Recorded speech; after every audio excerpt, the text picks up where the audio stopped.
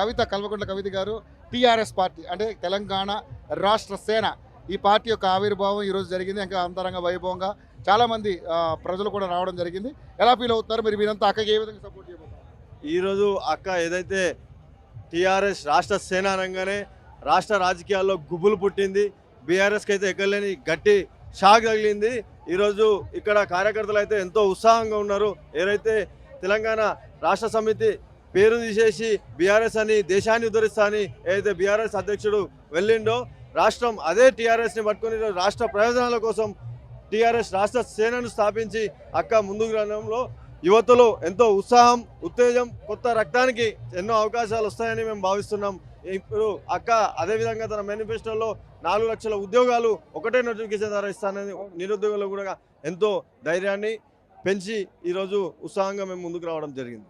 2 లక్షల ఉద్యోగాలు వేయడానికి ఇప్పుడు ఉన్నటువంటి ప్రభుత్వం చాలా ఇబ్బంది పడతా ఉంది.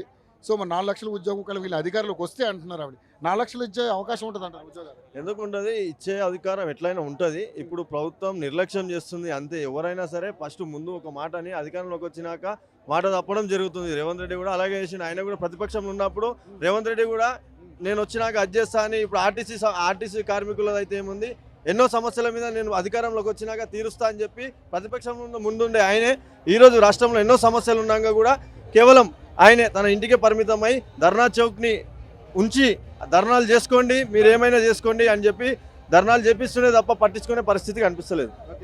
ఏంటి మరి ఏ విధంగా ముందుకు వెళ్ళబోతున్నారు? పాంచజన్యం మొత్తం 5 కాన్సెప్ట్లు పెట్టుకున్నారు. ఏ విధంగా వెళ్ళబోతా ఉన్నారు? ఇప్పుడు అక్క చెప్పినట్టు ఖచ్చితంగా అక్క ఏదైతే అనుకుంటారో అది మొండిగా పోయే రకం. ఎట్లయితే కేసీఆర్ గారు మొండిగా ఏదైనా నిర్ణయం తీసుకుంటే దాన్ని మొండిగా తీసుకొని అదొక సంకల్పంతోనే అక్కది కూడా అదే విధంగా ఉండి ఖచ్చితంగా అక్క చెప్పిన ప్రతి ఒక్క విషయం కూడా అక్క నెరవేరుస్తానని తెలంగాణ ప్రజలు, యువత, విద్యార్థి లోకం అంతా కూడా భావిస్తుంది.